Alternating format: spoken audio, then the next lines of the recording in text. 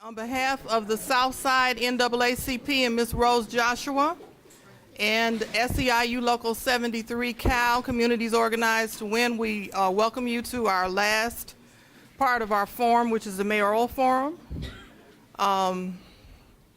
We would like to introduce the moderator for the forum, who's going to tell you the logistics. And we have panelists here. We're going to let them introduce themselves. So we'll begin. This is Mr. Frederick Collins. Thank you so much. It's an honor and privilege to come before you for this forum, to let the community know at large in Chicago the great task we have at hand of electing our next mayor.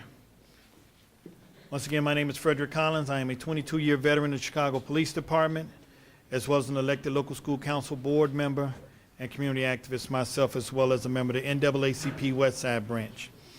On behalf of the NAACP Chicago Southside Branch, EVK, COW, and BIG, and their sponsors, welcome to the second in a series of 4 candidate forums being held to provide voters across the south side of Chicago an opportunity to meet, hear, and question both mayoral and candidates. Feel free during this time of instruction and introduction to serve yourself refreshments such as water on the outside. Also, the candidates, the mayoral candidates, for the rules of this forum will have 2 minutes for their opening statement, 1 minute to respond to each question, and 2 minutes to present their closing statement. Our timekeeper, Ms. Doris Mosley, in the blue right here in the front, will be keeping time for us. And now I'll allow the candidates themselves to introduce themselves, or with the panelists first. Well, we'll go straight to the panelists. I'm Naomi Davis, founder of Blacks in Green, and here today representing the Coalition of Black Community Organizations and our Municipal Candidates Questionnaire Initiative. My name is Nadana Carter. I'm with Southside Together Organizing for Power, and I'm here today to represent the mental health movement. My name is Joe Osbaker. I'm a 25-year civil service employee at the University of Illinois at Chicago. I'm on the executive board of SEIU Local 73, and I'm here today to represent the Chicago Alliance Against Racist and Political Repression. And my name is Cecile Johnson. I'm with African Development Plan, and I'm also part of the Coalition of Black Community Organizations and our Municipal Candidate Questionnaire.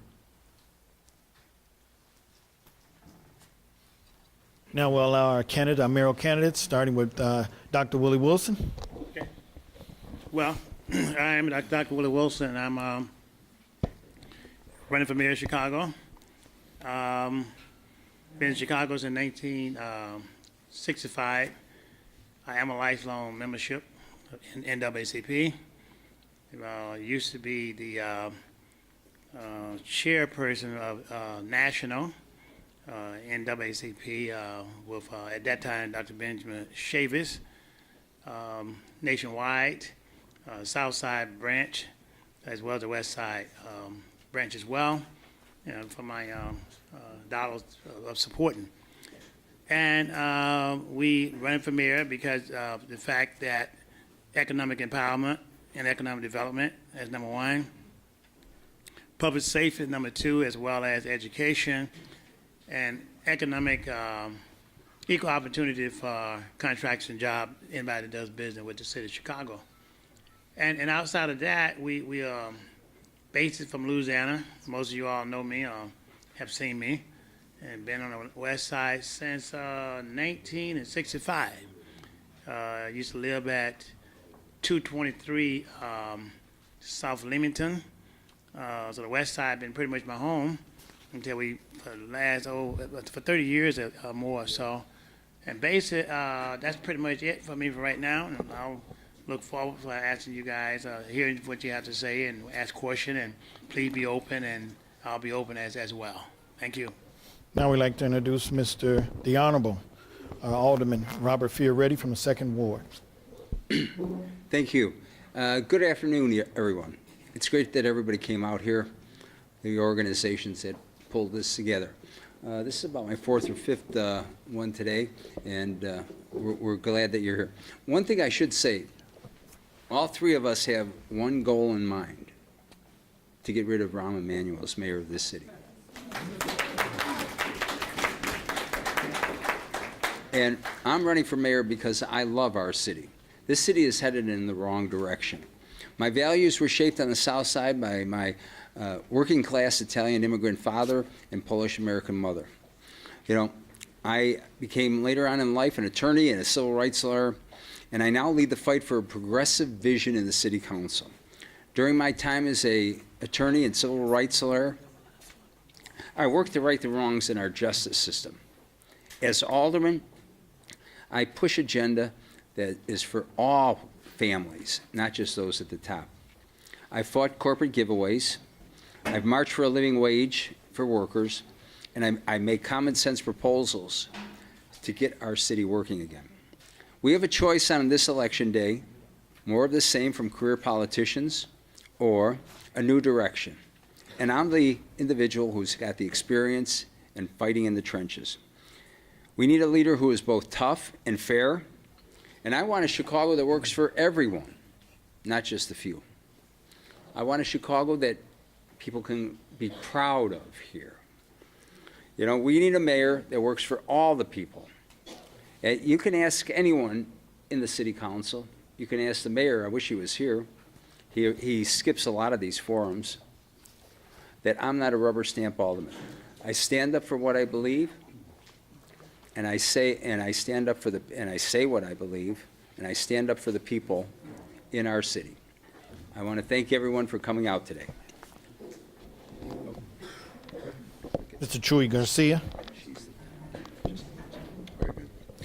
Good evening, ladies and gentlemen. I'm delighted to be here tonight before the Southside and NAACP.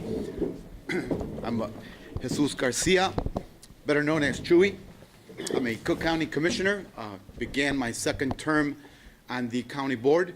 I have been a lifelong activist in the southwest side of the city of Chicago with deep relationships throughout the city with a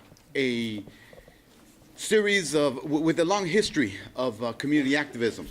I have built an extensive set of relationships throughout my 30-plus years of public service. That includes, of course, elective office, but also community building experience, fighting for many issues related to public policy and the improvement of communities, particularly in the minority community. I'm here this evening seeking your support, your consideration. I know that the organization doesn't endorse, but I hope to speak to the issues that are of concern to your organizations. As a Chicago alderman, I was part of the reason, and because of my election, we were able to break the back of the old Verdoli Act 29 obstructionist block in the City Council in 1986. As a member of the Illinois Senate, I worked closely with key leaders in Springfield to advance the interests of our communities. And more recently, as a member of the Cook County Board, I have stood up on important issues on the county board, proud of my relationship with Tony Preckwinkle as her floor leader in Cook County government. I'm glad to be here tonight. I look forward to the conversations. In the interest of time, I won't use up my full 2 minutes. Thank you. Mr. William Doc Walls. Thank you, Mr. Collins. And thank you to the NAACP for having us this evening. My name is Bill Doc Walls. I was born and raised in Chicago. I graduated Horace Mann Elementary, Chicago Vocational High School, Tuskegee University, and IIT Chicago Kent College of Law. Back in 1982, when Harold Washington announced his candidacy for mayor, I decided to get involved. So I took a leave of absence from law school, and I helped to organize the Lawyers Committee for Harold. I served as president of law students for Harold Washington, served as his assistant scheduler, and then became his direct assistant. Sat in on 70% of his meetings. I reorganized the departments of streets and sanitation, the Department of Water, the Department of Sewers, inspectional services. So I'm competent, knowledgeable, experienced, and fully conversant with the functions, operations, and inner workings of Chicago city government. I'm a candidate for mayor of the city of Chicago because there are two Chicagos. There's a world-class Chicago and an underclass Chicago. That world-class Chicago is beautiful, it's safe, it's tourist-friendly, robust, full of resources and unlimited opportunities for the privileged few. That's the Chicago that the mayor and the media love to brag about and showcase in the magazine. But then there's that underclass Chicago, the Chicago with decaying neighborhoods, unsafe streets, drivers dodging potholes, and school children dodging bullets, inferior city services, excuse me, trigger-happy police, no jobs, no schools, no parks, no economic development, no neighborhood stores, at least none owned by any of my neighbors, slumlords, food deserts, gas and electricity cutoffs. We have a Chicago that's in need of repair, and I'm here as the most qualified candidate for mayor of the city of Chicago with a vision to do just that. All right, thank you so much. We're going to start with our first question from the panel. Thank you. This is regarding our fiscal infrastructure and independent financial audits. State the reasons why you would or would not support a series of independent audits of the city's public agencies and revenue streams, including but not limited to fees, fines, and other collections, distributions and disbursements, meaning it's the TIFs, it's the pensions, it's CHA, it's the Public Building Commission, CPS. Independent financial audits. We're in trouble. We need to know where the trouble is, waste, fraud, and otherwise. I think there should be an independent audit for all department of the city of Chicago. And the reason why, those are, the taxpayer dollars. And it's helped keep the mayor and all his workers and everybody honest. And if somebody do something wrong, they should go to jail. It's just that simple. You don't mess with the taxpayer dollars. I would even go further than that. I would ask the Attorney General, whatever agent there might be, to give them free rein to come in on a quarterly basis, just to make sure that the citizen will feel comfortable with what we're doing. I was thinking this is a trick question, because you may get a different answer, but I don't think we do. I think we all agree. I think we need to have independent audits. Scott Walgersbach and I have been proponents for the last 6 years on independent audits across the board, not just on what affects the city, but all the sister city agencies. But the question also gets to be on how you have oversight, on who we give the funds to. That's the biggest problem. In fact, I was just thinking about some of the entities, some of the community organizations that we repeatedly give money to, and yet there is no oversight to them. There is no accountability. There is no transparency, and they spend the money whichever way they want. So we need to have benchmarks on what, who, when, where, and accountability across the board, because we are stewards of the taxpayers' dollars.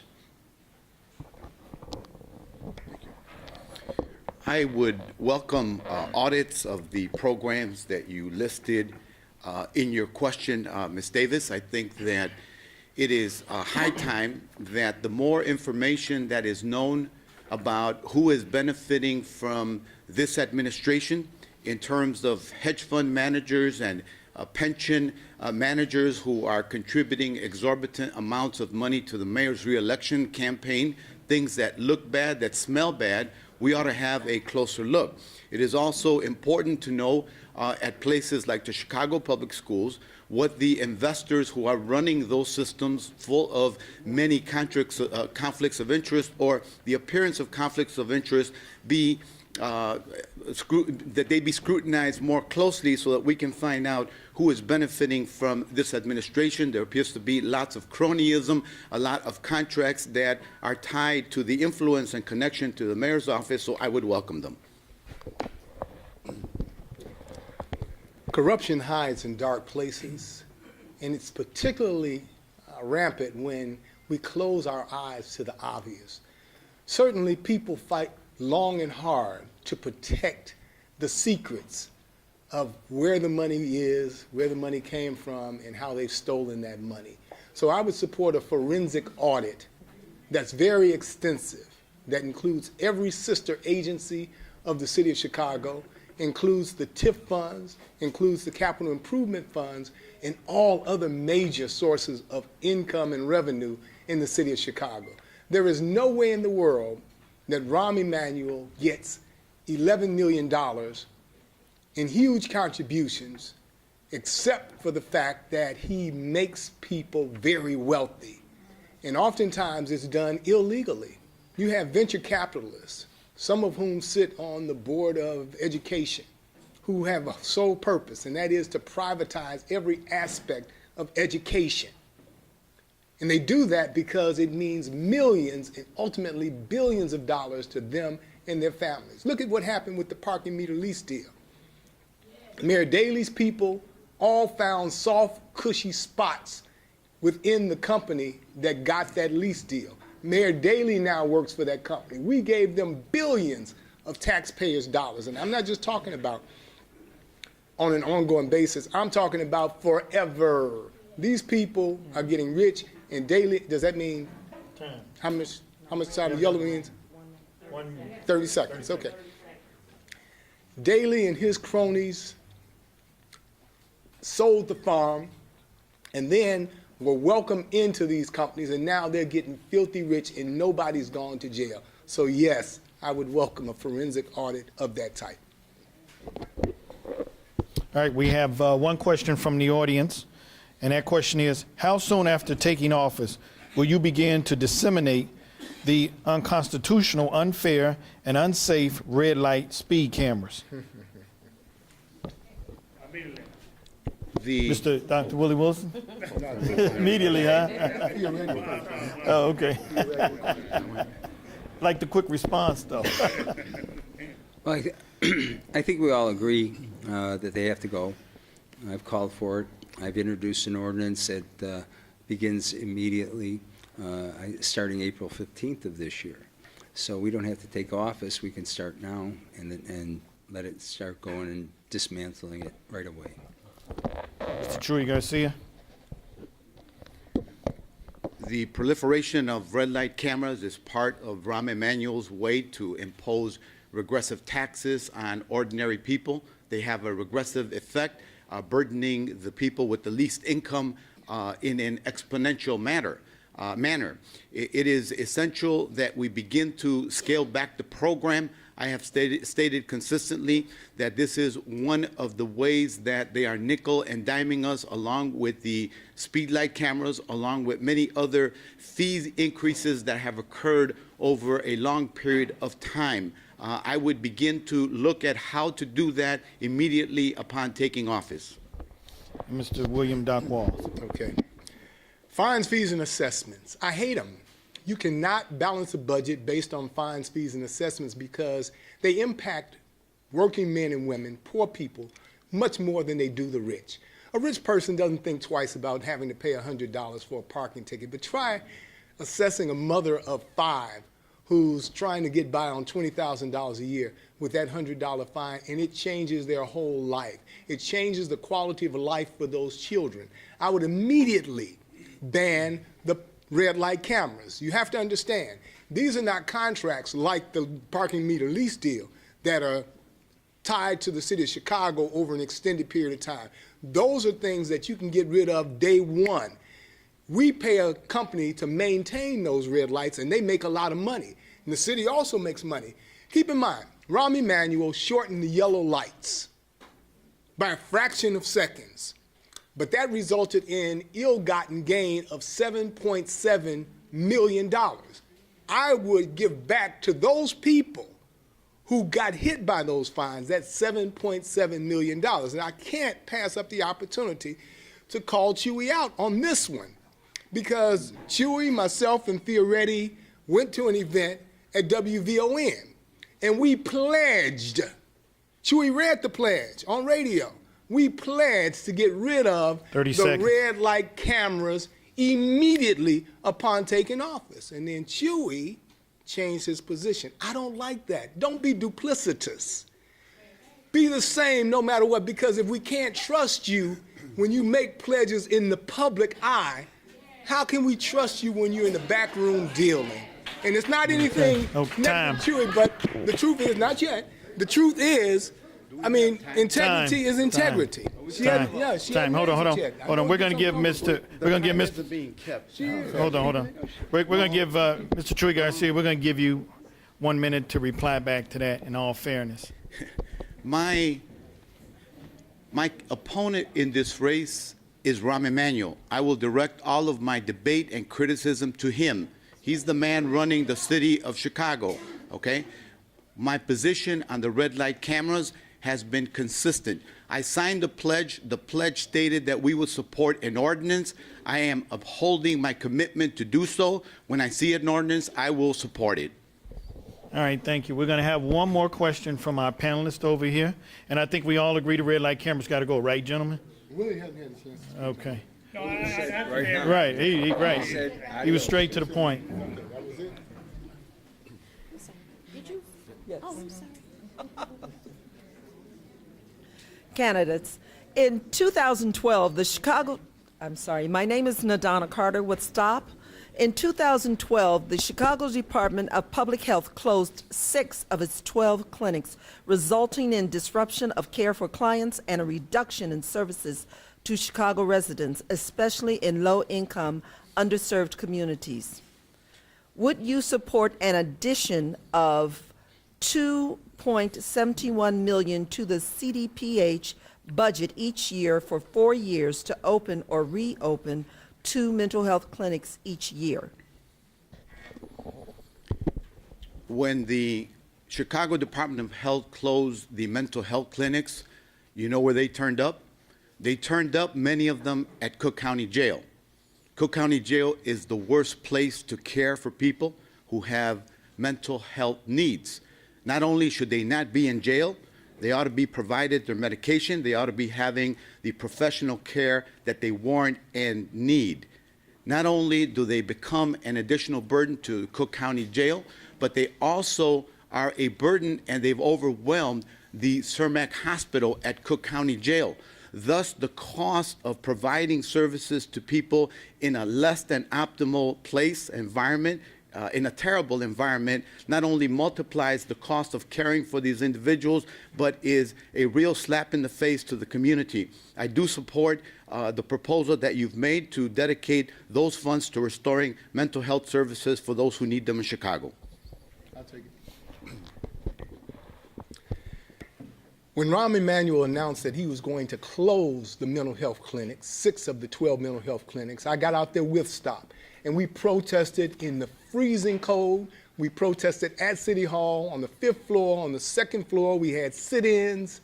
We did everything we could possibly do to stop the closure of those mental health clinics, because we understand that mental health is a sickness, it's a disease just like diabetes, and it has to be treated. And when people don't have access to mental health services, to their clinics, to the doctor they know, to the doctor they trust, in an area where they can walk in and feel at home, they shy away and they avoid taking the medication. So now we have people who are delusional, who are deranged. We have people who are psychotic, who are suicidal, people who have lost their way. It's reflected in their homes and with their children and the relationships they have with their family members and their friends. They're unable to hold jobs, so these people are lost in economic void. So it's imperative to us that we reopen those clinics. And yes, I commit to spending the money necessary to open those clinics as speedily as we possibly can. Keep in mind, we have shootings that are up 26% in the city of Chicago, and many of them are people who don't understand the nature and quality of the act.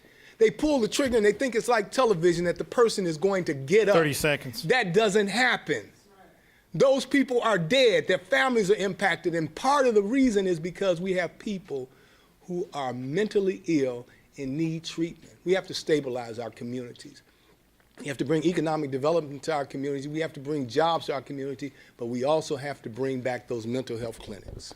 All right, we're going to go next to Alderman Robert Fioretti. And gentlemen, please try to keep your comments to 2 minutes so that everybody fairly gets a chance to answer. 1 minute.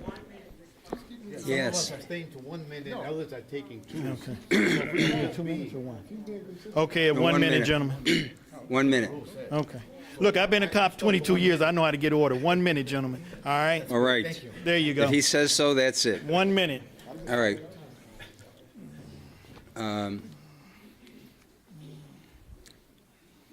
We have to do whatever we can to reopen those clinics right now.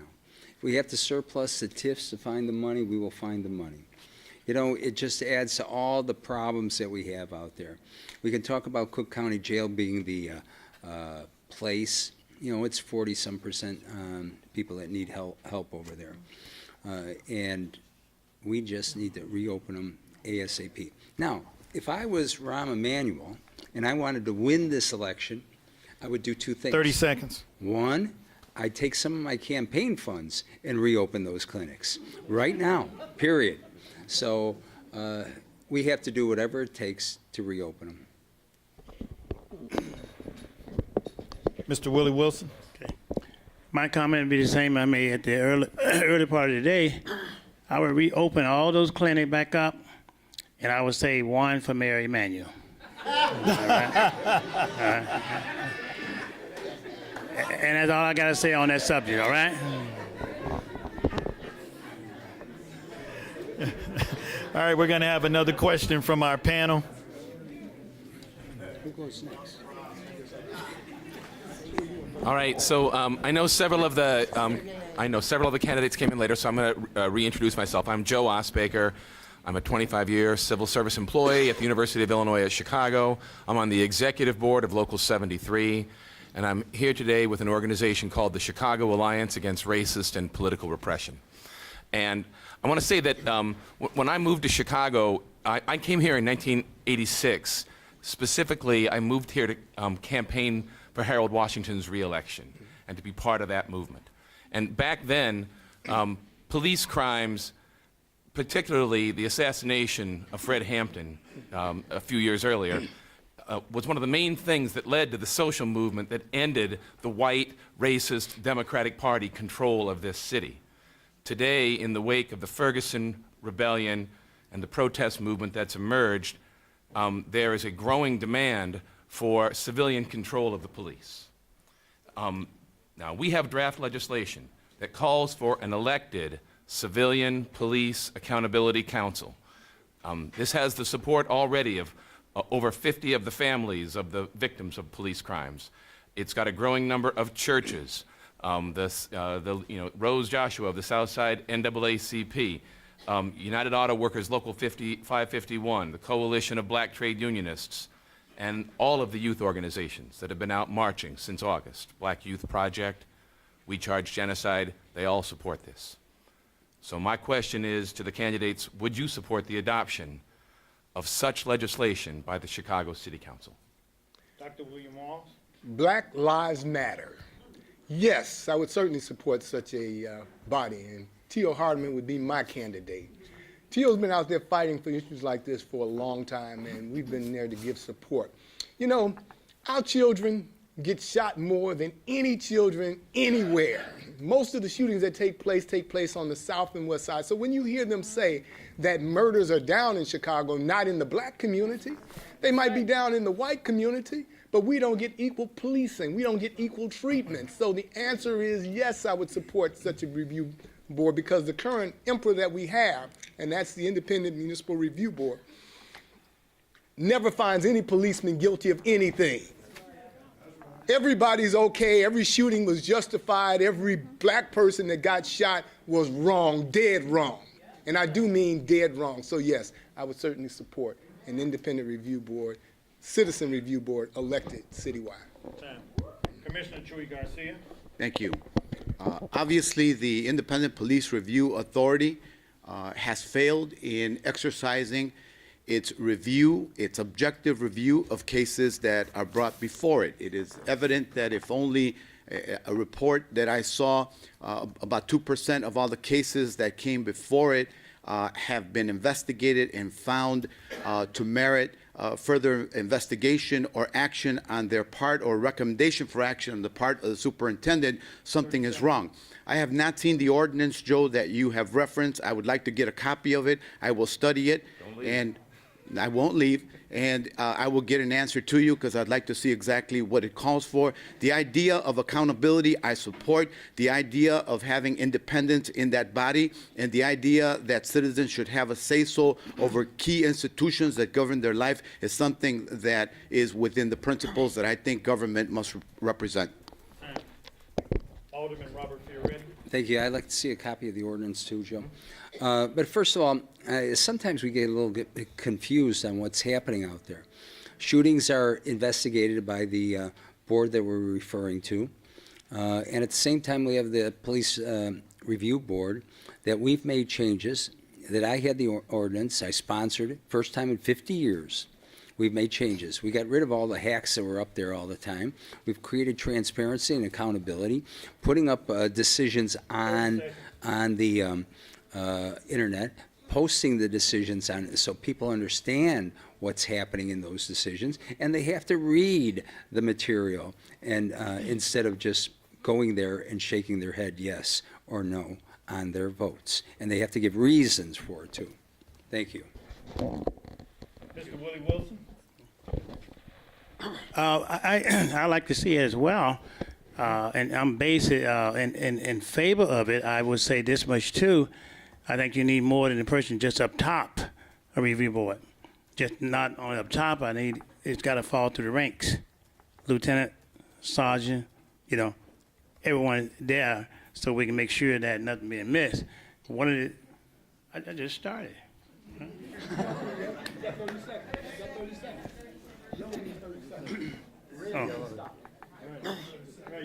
All right. Lost my thought now. Okay, but nevertheless, we in answer to his question, yes, just got to fill in the rank, make sure it goes all the way down that we're protected of all citizens of Chicago, not just black, or white, or Latina, of all citizens, so we can stop the problem. Thank you so much. We have another question from the audience for each of the candidates, and we'll start back again with Mr. Willie Wilson. The question is, since law enforcement is known to protect their own before they protect the citizens, what is your stand on police violence against unarmed citizens? I think what you got to do is that set up that board, as you talk about, review board, which what I propose, is that making sure there is a 911 call goes out, okay? That an independent police force that report direct to the mayor to investigate all such 911 call. Now, as relate to citizen, that's a situation that an awful lot of police get a chance to just kill someone and still come up found innocent. Those things has to be stopped. You got to integrate the police force. Anybody who does it must have a full investigation, and the law must apply to them, not as a police officer, but as a citizen. We have to stop it, because I can't breathe situation come up, the Ferguson, things of that nature there. But let me say this, and now my time is up. Alderman Fioretti. Thank you. I think we have to be very careful about direct reporting to the mayor on anything, especially on a police shooting, because if one of the four of us are a mayor, it would be okay. But who knows if another one comes in and after, and then what happens? So I think we have to be very careful in terms of what we do, how we have accountability, how we have transparency, how we have community involvement on the issue. And I think that's all what needs to be impacted across the board here. Commissioner Garcia. Thank you. There's a great gulf of distrust between community residents and many police officers in the city of Chicago. It's a reason why I called for embarking on a real effort to make community policing a reality in Chicago, where police officers are working with neighborhood residents to reestablish a sense of trust and mutual respect. It's the only way that that relationship is going to improve.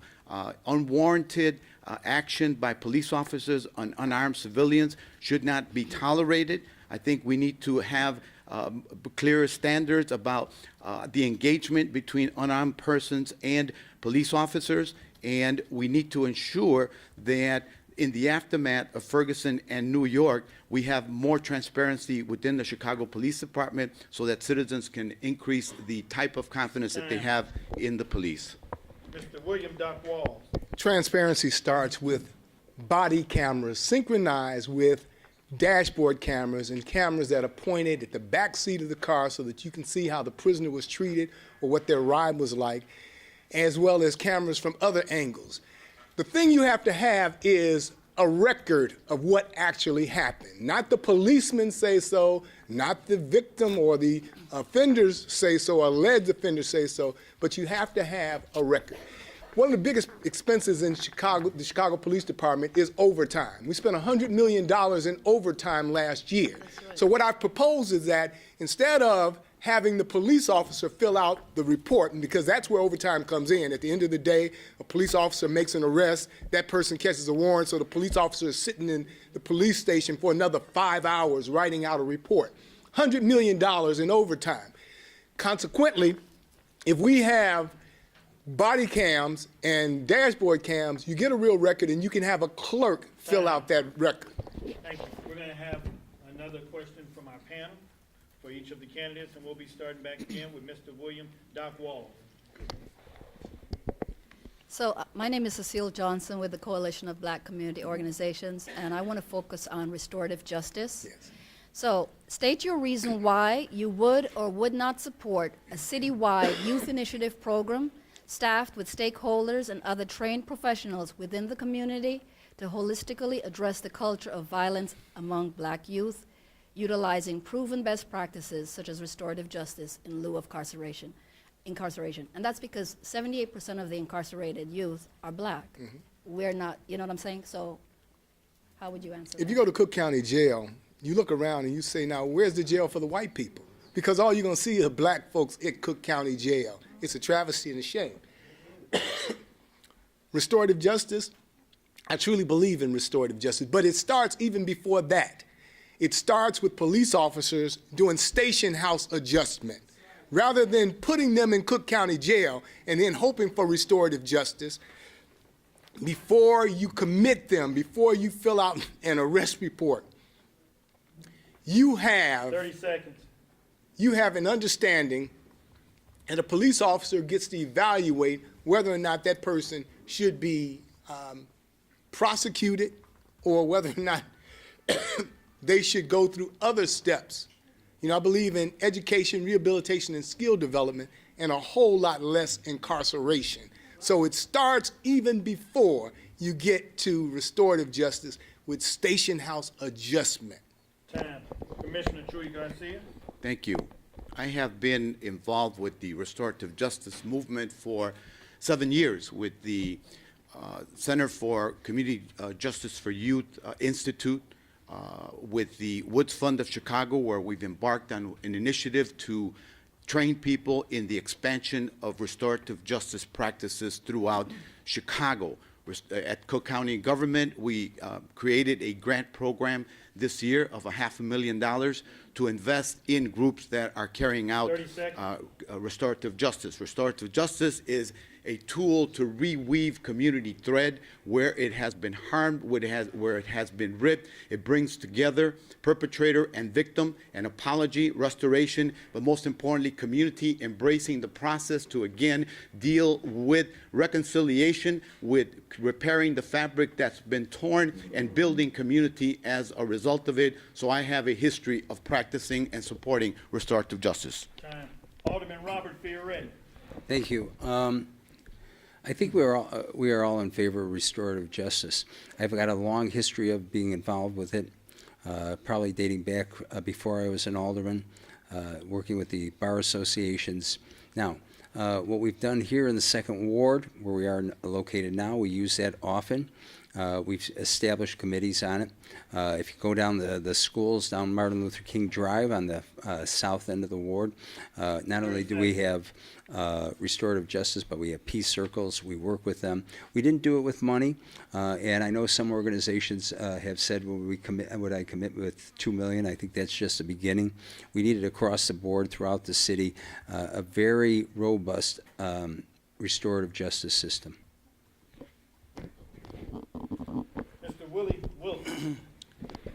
You know, I've been hearing these problems for years. I think one of the things that we all have to look at in order to solve our problem, we got to take a look at ourselves. We got to come out and vote. That's what we must do. Unless we come out and vote, put people in the office that can represent us and feel the way we feel, you're going to always have a problem. Okay? We have to take a look at self.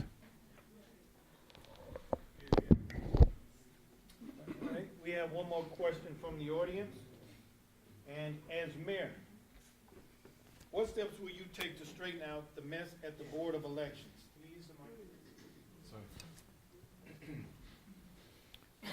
The next question is from the audience. As mayor, what steps will you take to straighten out the mess at the Board of Elections? And we'll start with Mr. Willie Wilson. Well, the board of elections is one I just came through, right? And paid an awful lot of money, okay? You just clean house, put new people in there that we're going to take them and put things in places that it has to be elected by the people. I just got to tell you that. I'm a prime example that all the money that I spent, 47,000 petitions, was when I tried to be disenfranchised by this particular mayor. Obviously, he have people 30 seconds. that he done put in there, and we must have to take a look at changing all of that. You know, elect the doggone people who's going to be responsible for that. Don't give it to one person that kind of power. Alderman Robert Fioretti. Yeah, thank you. And again, I want to thank everybody. But Joe, you said a question about how the Democratic white powerhouse was broken up. The truth of the matter is, it's still plantation politics here. And when we deal with that, and we deal with what we see, when committeemen feed the judges, who do you think they're pushing the vote for during the election date? All that stuff has to end. We have to get 30 seconds. Good judges in there, judges that know the community, judges that are paid well, and we're going to avoid half of the problems that we have. Access to the ballot is fundamental, not just access to the voting booth, but we got to trim all this nonsense away and allow people to get on the ballot and bring their programs to the people, period. Commissioner Chuy Garcia. The question is a very broad one, and I don't want to take any broad-sided, shots at anyone. What I do feel needs to change is too many signatures are required to get on the ballot. There's an undemocratic nature to that. It is designed to keep people from participating in elections, and I would look at reducing the number of signatures required to run for public office in general. I filed the most petitions of any candidates. However, it still doesn't make it right. We need to lower that amount. Chicago requires more signatures than anyone else. That isn't upon the Board of Elections to do. That is a legislative issue in Springfield, but it is undemocratic. It's tilted to those who have more resources. The ordinary person is kept from being able to run and hold office. Time. Mr. William Doc Walls. Mine is a long, protracted fight against the machine. And I've always maintained that you'll never beat the machine until you can neutralize the Chicago Board of Elections. The Chicago Board of Elections is the vehicle through which they protect incumbents in Chicago city government. It's criminal, the things that they do there, the way they manipulate the machines, the way they manipulate the votes, the way they allow incumbent aldermen to do just what Willie and Ricky called Rahm out about, which is have people send their applications for absentee ballots to his office. What happens is they will look at those absentee ballots, and all of those absentee ballots won't make it down to the Board of Elections. The ones from areas that they think that the mayor is not going to get support from, they hide those. They don't get it. So those people don't get their absentee ballots, as consequently, they never get to vote. So you've got to take that machine on. Time.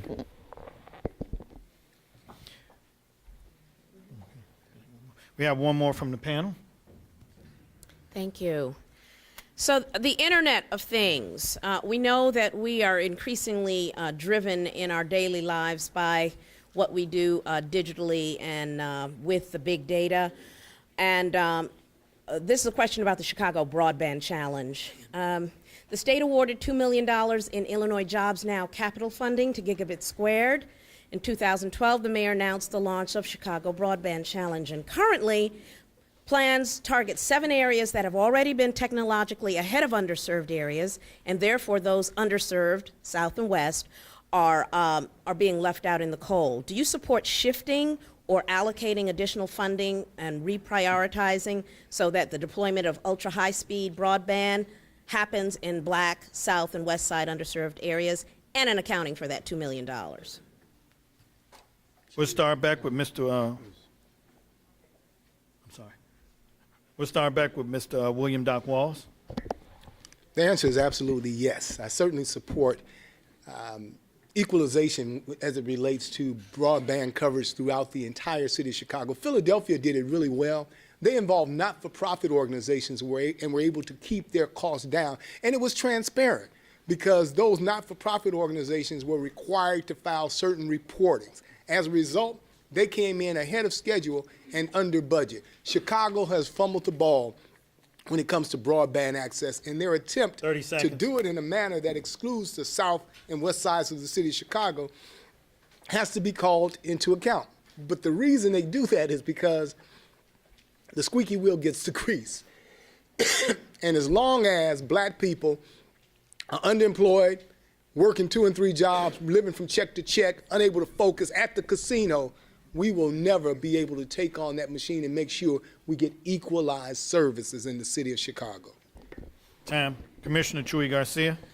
I do support the initiative to ensure that broadband reaches those 2 parts of the city. It is unfair. Chicago's done a lousy job of making it accessible to all of its citizens. Other cities have done much better, and we ought to have an accounting for it. Alderman Fioretti. Thank you. The answer is yes, but we shouldn't even be talking about this. You know, a lot of it is wiring, how we do it, how we establish it. If we're going to bring economic growth and development into our communities that need it the most, we need to do this right now. How do we do that? Well, we've just increased our sewer and water fees, and we are taking in $1 billion plus now that we have there. We're redeveloping our streets, our sidewalks, and our sewer system. 30 seconds. We put it right through there. We have it done. We can do it now, and we shouldn't be waiting anymore, period. Mr. Willie Wilson. I think what we have to do is just stop for a moment and think about economic empowerment, focus on those issues, education, computers, technology, introduce a legislation that said anybody that does business with the city of Chicago, contracts and job, have an equal opportunity, all right, to get those contracts and those jobs. I think you put it into law. After you put it into law, then we would work on enforcing the law, and then we'll come out and we vote and use strategy. That's what we have to do, take a different course. I would like to say thank you on behalf of the NAACP Southside Branch, as well as SEIU, Local 73, Educational Village Keepers, and Residents Matter. And I'd also like to thank our 4 candidates who showed up today and say thank you so much for being involved.